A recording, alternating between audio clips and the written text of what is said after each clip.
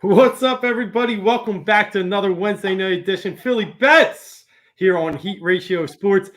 I'm bringing my old friend, my good friend, brothers from a different mother, my man Harold Johnson, the 1-2-3 in the house tonight. Thanks for joining us tonight, Roll. What's up, brother? DG? What up, DG? Good to be Yeah, with man. you. Always. Man, I love to have you. Me and Harold started this thing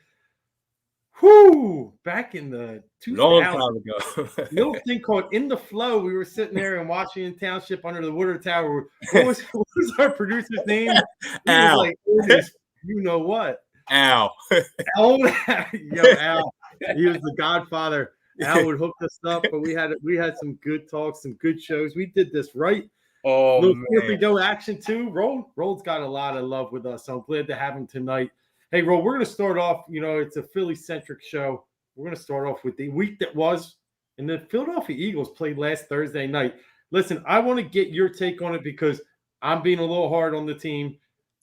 Am I right or am I wrong? You're a guy that kind of, you like the Steelers, you like the other side of the state, but give me that kind of, separated view of the Eagles because right now, I think they're a bottom 6-7 team in the league.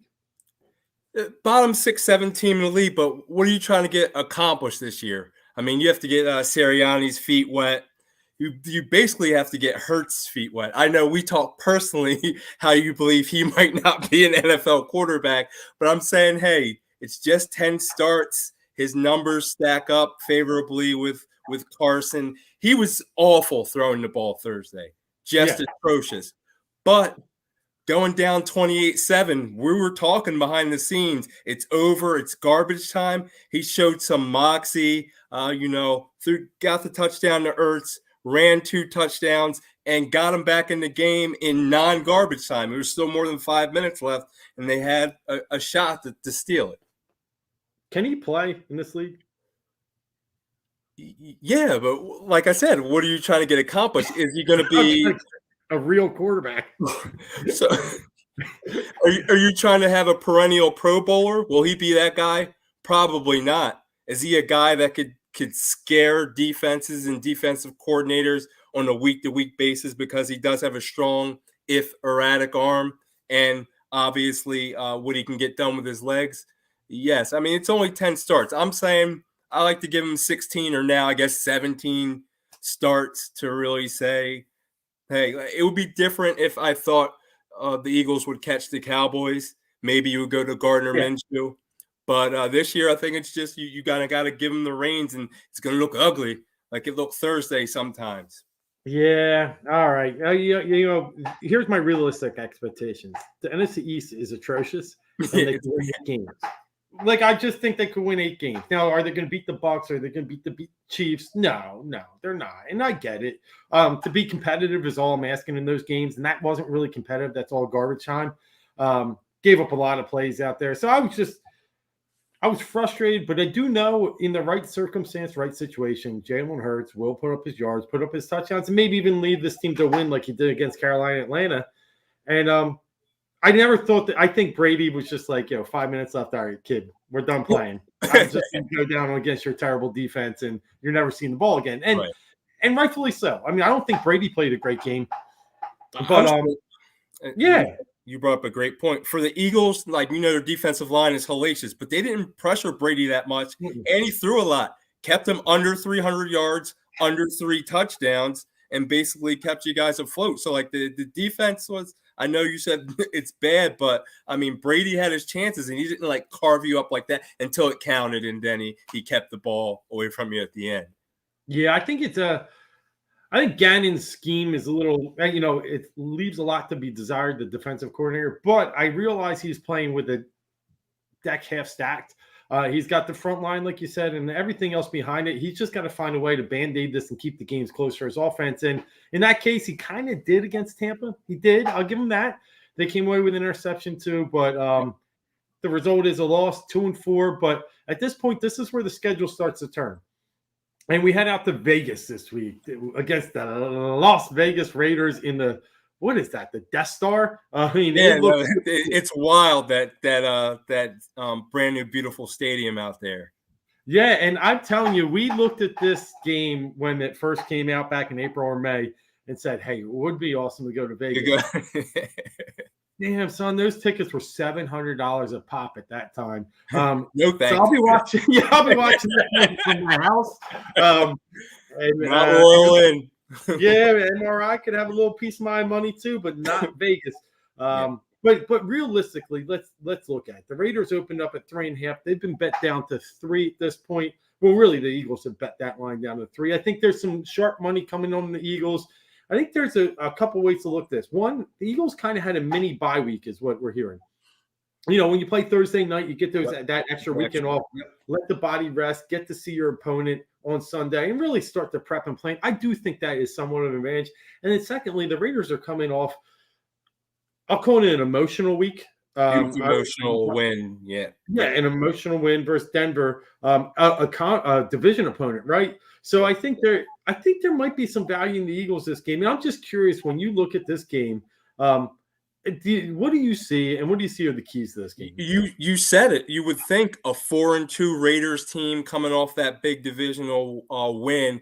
Now, then again, we just talked about how emotional it was because the NFL completely threw Gruden under the bus. Yeah. But yep, this line to me screams Eagles. Eagles plus 3, a 4-2 team tied for first in their division, coming off an emotional win. I mean, a tough win against Carolina, and then a grind them out tough loss at home. Ertz's last game. Eagles coming off that. You thought the line would be more favorable to the Raiders, but like you said, the money's coming in on the Eagles. Vegas knows.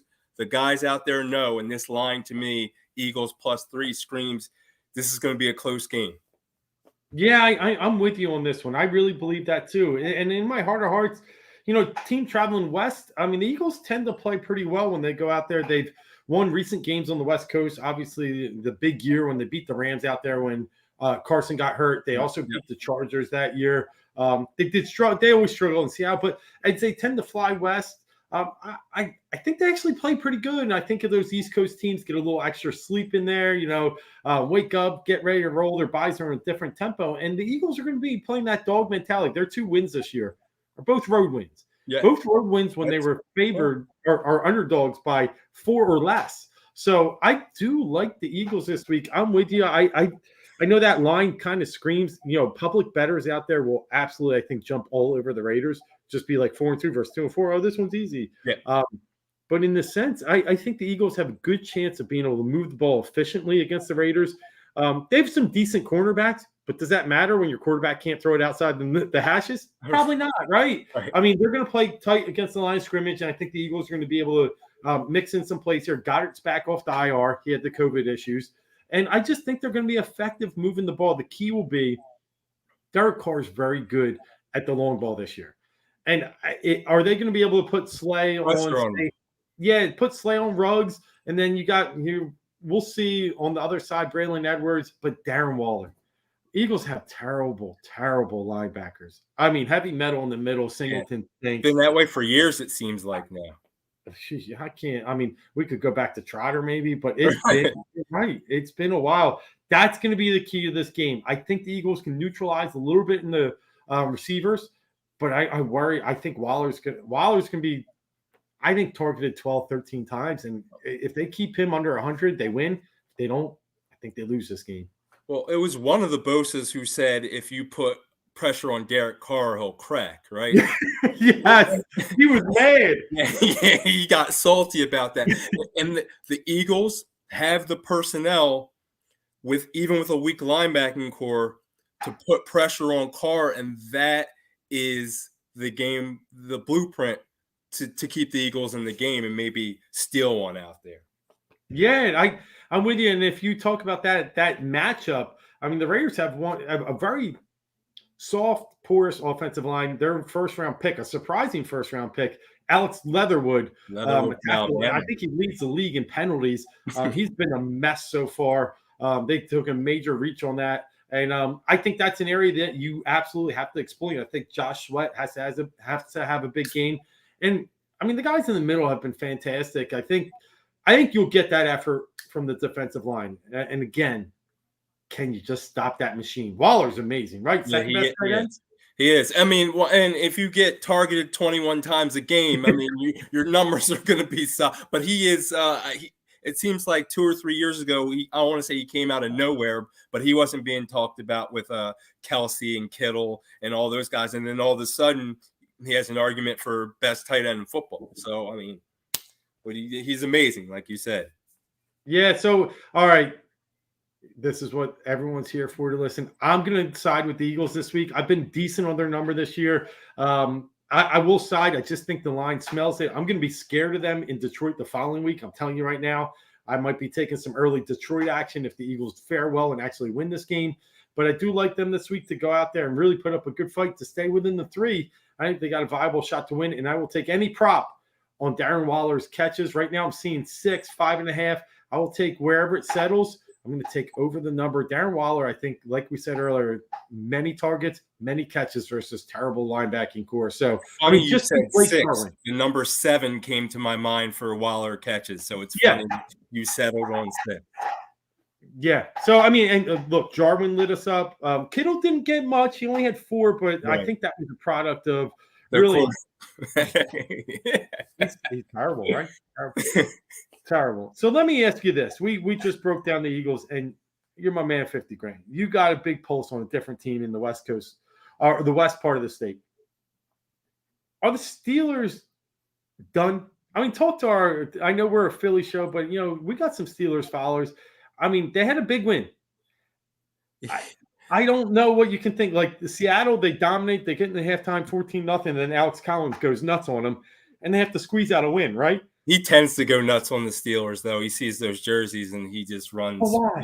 Why? You're up 14-0 and you can't just stuff the box and make Geno Smith beat you? Like Ben was done last year, and you're saying that Ben was done last year. Yeah. And now it's just the corpse of number 7 running out there, which is a little bit sad to me. You ask if they're done; they're not going to make the playoffs, but I think they have a good chance of extending Tomlin's little funny streak of not having a losing season. I think they're going to win 9 games and miss the playoffs. They're always going to be live, especially when Stephon Tuitt gets back and that shores up the defensive line.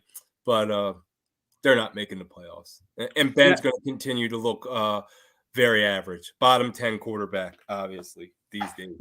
That division is just lights out right now. Cincinnati sitting at 4-2. I couldn't believe when Baltimore won the other day. Yeah, I knew they were doing well, but I always thought they're 5-1, and they're only to the Raiders. That crazy loss to the Raiders, they would be 6-0. You're right; they could easily be 6-0. And Lamar's passing and maybe that's your hope for Jalen Hurts. So I thought Lamar's like, this guy runs a 4.3, just runs around. He's an MVP, but he can't keep up like that, and it seems like he's starting to pass the ball better, which is scary. So I brought up Pro Football Focus just because I thought you'd be interested to see this. They do a lot of different metrics. Right? They're mixing in some EPA efficiency with their standard PFF grades, and when they blend the two together, Ben Roethlisberger right now ranks 30th out of 32 quarterbacks. Well, I said top. I said bottom 10. I guess he's bottom 5, or he's bad. I was going to ask, can you? And it would be hard, but I think you might be able to get there. One of them, the 2 quarterbacks ranked under him, because they're bad, but under him, Trevor Lawrence. Close. He's actually 3 ahead. Think of another rookie that's been throwing picks. Lance? No. Jets.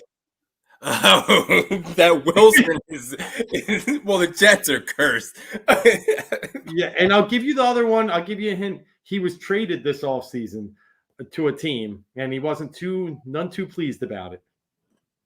And his coach just came out this week and said, we got to get better play out of this player. They're 0-6. Oh, wow. The winless team. I should know this. I feel like I got dropped on my head. Yeah, Goff.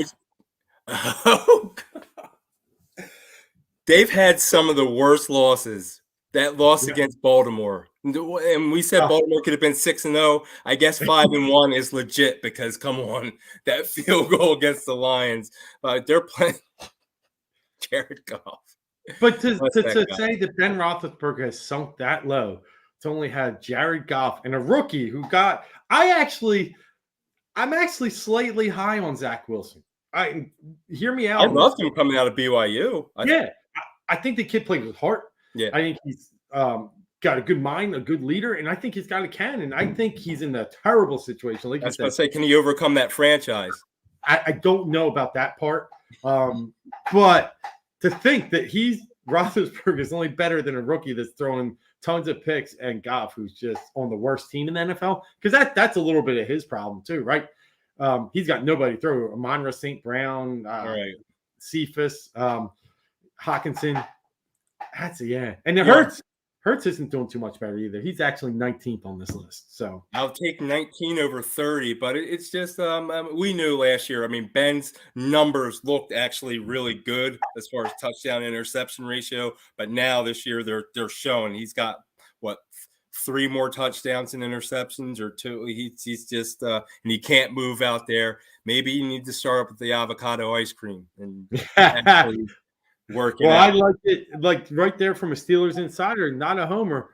Steelers finished the year at 9-8, but just short on the playoffs. And here's what you're here for tonight as we go in the last 10 minutes of the show. And that's our 10-9-8 76ers. Me and my man rolled 50 grand, like I said earlier. Huge Sixers fan, got the shirt on tonight. They're out playing their home opener. Well, their opener. They're on the road tonight. Out playing in New Orleans, Zionless Pelicans.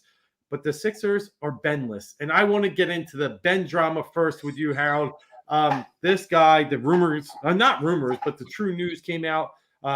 He was suspended, but he just is flat out being a complete punk to this team. I mean, I don't have much more of a better description. It's not baby because it's an absolute just. I mean, he's a prima donna. I mean, the guy thinks he's better than he is, and he's walking around thinking people owe him stuff, and he's being disrespectful, and that doesn't go over well here in this city. You know that. This guy better never, ever, ever even come into this stadium with these fans. Don't you agree? Well, I mean, I don't know if the internet knows. You and I are personal friends going on 3 decades. So we talk about things that off camera, and we talked about Ben the last couple of days. You just hit the nail on the head. When he didn't dunk that ball against the guy that's my height and who is allergic to defense last year. And maybe the Sixers still lose that game, but I don't think they do. And that's all he had to do. We didn't ask him to shoot a free throw. We didn't ask him to take a jump shot. He spun, and he's a 6'10", uber athletic guy, and we just asked him to lay the ball in. And the Sixers, I believe, would have won an NBA championship. I'm not blowing smoke. I said that to you a million times off camera. That was their chance. I thought they had an excellent chance last year, and he can't come back from that, and especially not being a stand-up guy after that.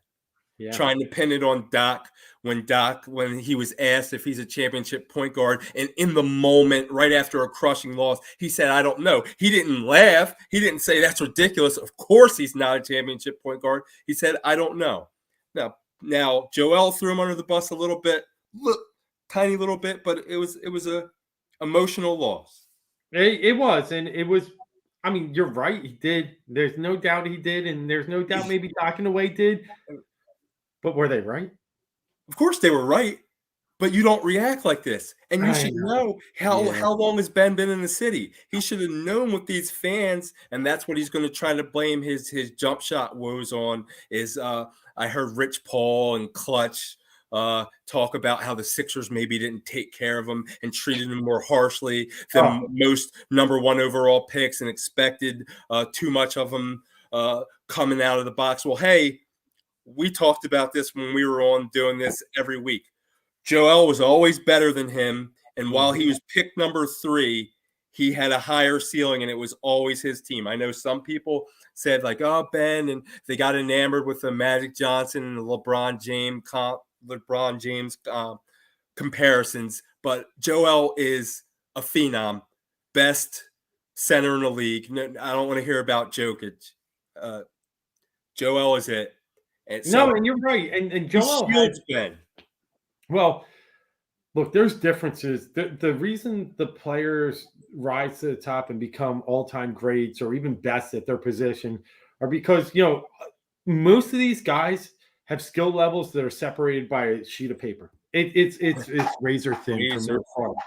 But when you have the mentality, the killer mentality, the Kobe mentality, the Jordan mentality, look, LeBron has it. I could tell you right now that Ben Simmons has similar skill sets to LeBron James. But LeBron wanted to beat you and wanted to prove to you he was what they told him when he was 14, the king.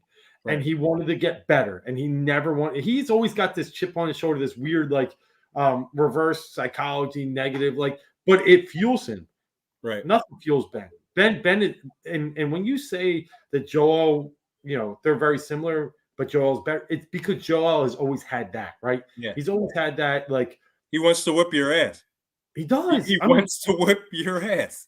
and then he'll shake your hand and have a Right. Shirley Temple with you afterwards, and Right. that's cool, man. And he'll Right. make fun of you on social media, and that's cool.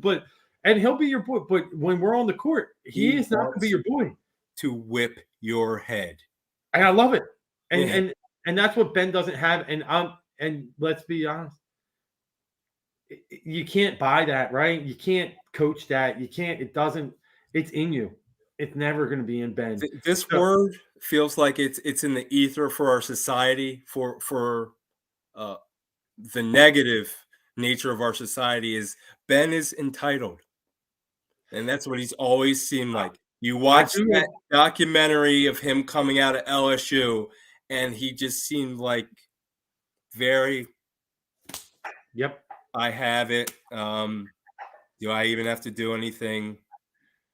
Bow at my Yeah. feet. I tell you, I whiffed on this one. It's the Markel Fultz theory too. Guys that can't even get, if you're that great and you're in like bad conferences or average conferences, because that's what SEC and Pac-10 were. Get me to the And can't tournament. get you to the tournament. I didn't think that was a red flag. I never I did. didn't either. I'm there with you. Yeah, I won't but let you stand out there on your own. yeah, but I think I missed on that. I really do. A lot of us did. Yeah, I think there's a lot to be said of that. So it brings us to this season. And we're coming off a team that was number one in the Eastern Conference last year, a team that had very high hopes. And, they all came crumbling down in Game 7 of the Eastern Conference semifinals to Atlanta Hawks. And we're so far removed from that. But I think to the point this year, the Sixers are now so undervalued because of that performance and so undervalued because of the Ben Simmons factor that I just think they're getting overlooked by a lot of people. And I flashed the win total on the bottom of the screen, or 50.5. They had, I think it was 56 last year or 57.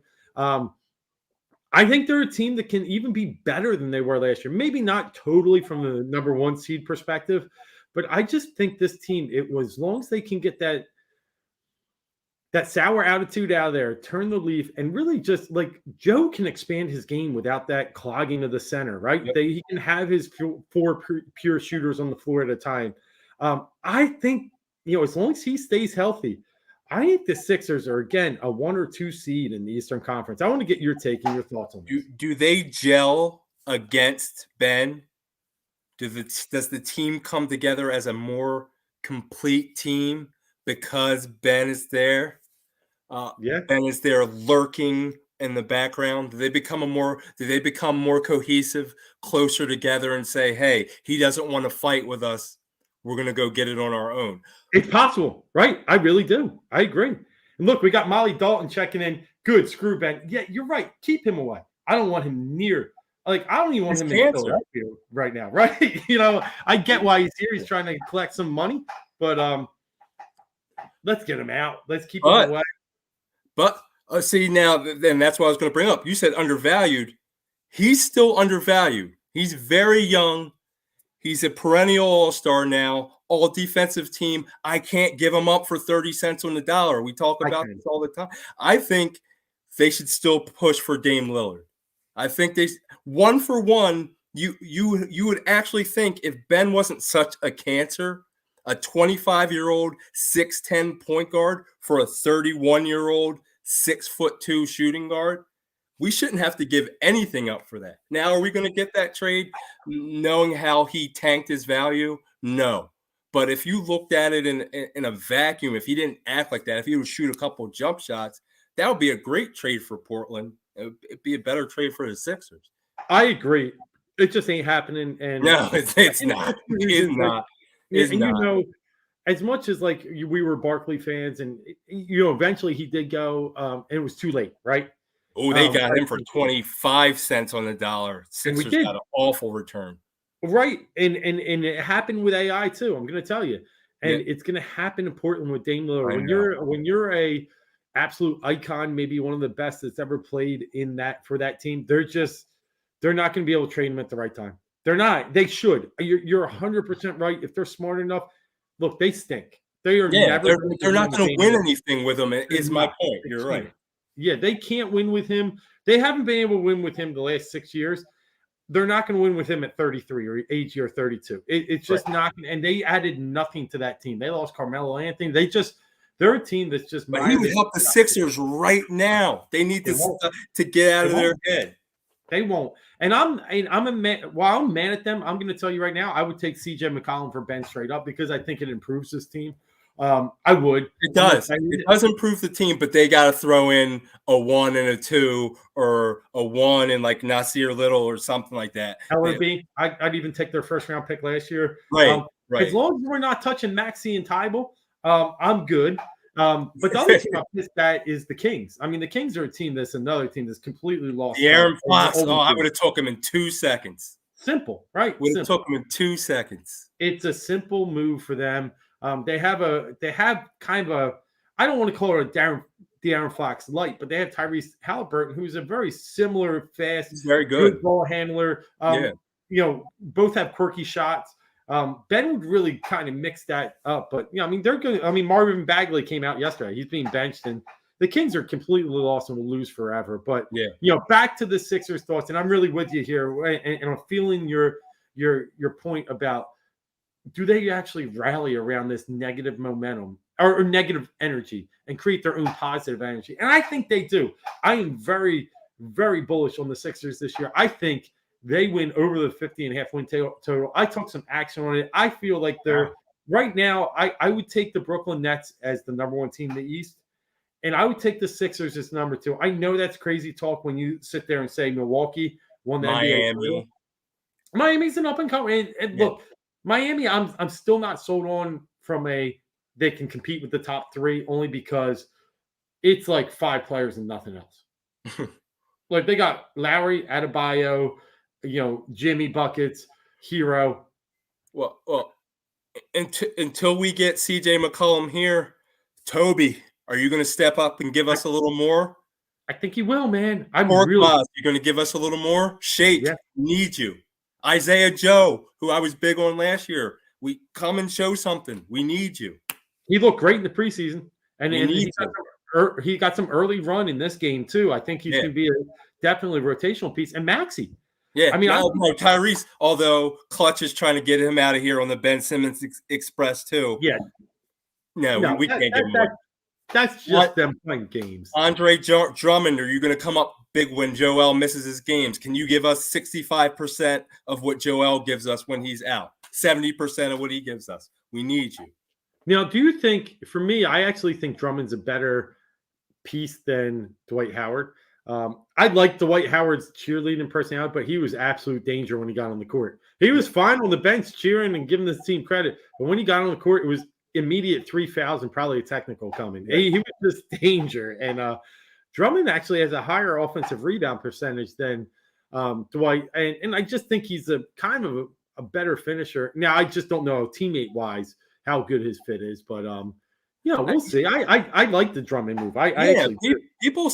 Teammates seem to like Drummond, and he became undervalued because people were bagging on him so much and how he got bought out at the deadline, and he's a bum. But did he make an all-star team? I know he led the league in rebounding one or two times. I mean, for your backup center, knowing that Joel is probably going to miss his customary 15 to 25 games, to have Drummond as your backup, we're going to need him.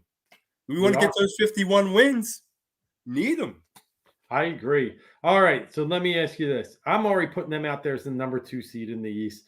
What do you have the Sixers finish? And I know it's early, but tell me where you think they finish in the East. And really, are they a championship contender? That's a two-part question. I'll answer the second question first. It depends on what they get for Ben. Okay. All right, a little bit of a cop-out. Now I'm going to answer your first question second. Also a little bit of a cop-out. Depending on what they give him for Ben, I have him 4th or 5th. Okay. Maybe sliding to 6, depending on Joel's health. So another matchup with Atlanta or something like that. They need to beat the brains in of the Hawks, which they could have done last year. But I mean, Sixers obviously going to be a thick of the playoff race. But I can't see him being top 3 this year. So and I don't buy that as a cop out, and I get what you're saying. You're telling me they're not a championship contender with the way the roster is currently structured. And I think that's fair. I mean, you take out a number 1 pick out of the lineup from a team that was the number 1 seed last year. I think that's fair. But all top contenders have their flaws. Lakers are old. Brooklyn's down Kyrie, and Harden doesn't perform in the playoffs. Durant has been hurt. Who else are those? Are the 2 favorites? I mean, health wise, Sixers get McCollum and another guy that can contribute. Then you never know if people's health. You never know. Yeah, and then you got always the NBA is funny when the buyout period comes and trade deadline and you're able to fit pieces in. You never know, because if you can have star power, if you can have Embiid, McCollum, and Tobias, and you can fill that in with Danny, I mean, you're going to have a solid team. You'll just need those little pieces to really really round you out for a championship run. So if they can get, I'm with you. If they can get that piece, for me, it's McCollum. Anything out there that you might also be eyeing up? Now you're going to keep me. I don't sleep that much anyway. Now you're going to keep me up. Remind me of that Sacramento. Maybe they need to revisit Sacramento. I just don't think you're not going to win anything with De'Aaron. He'll help us. And he's from Cali. He's from Cali. So Ben, I'm talking about. So bring him back there. Maybe you'll get some more ticket sales. I don't know, right? He'll be out with the Cows. He said he wanted to play anywhere but here. Send him out to the Cows. Like the Kings could market him. He gets with all the Jenners and the Kardashians and stuff like that. They can get some of that Cali juice with all that and market him out there. We could use De'Aaron Fox. Use Buddy Hield too. What about, and one last one, and I've always focused on the teams that can't get a guy like Ben Simmons because free agency in the NBA, they're not going to. Right.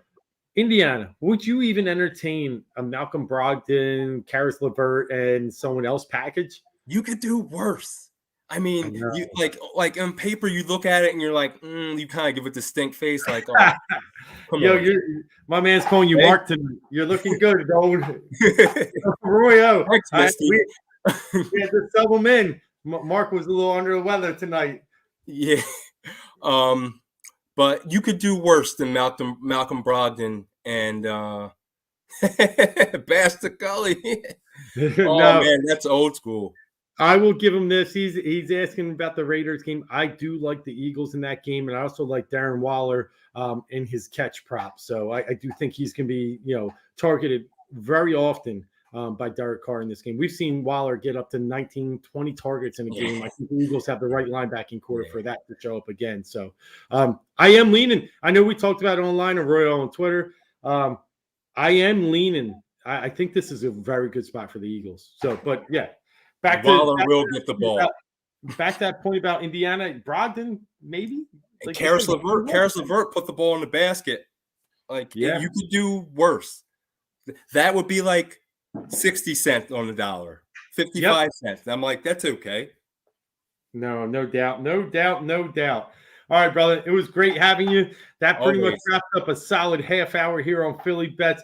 Love having my man in the flow. 4th and Go. Harold Johnson. You got to check him out. Bro, what's your Twitter handle, man? I couldn't get it up on the screen tonight.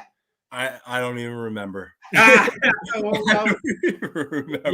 well, we'll have to pop it out there. We'll put it out on Twitter because I'll be retweeting. Thanks for having me. I had a ball. Yeah, we'll do it again for sure. So thanks for joining us here on Heat Ratio. As we do every Wednesday, we are Philly Bets, bringing you the latest in the Philly action going on. It's Sixers week. Get them up. They're up here in New Orleans, got a nice lead. We really have some optimism on them coming into the year, and maybe the Eagles still win. Look at 3-4. 3-4 doesn't look too bad going into the second half of the season. So with that, I'm D. Gleck. Talk to you next week. Harold, thanks, brother. See ya.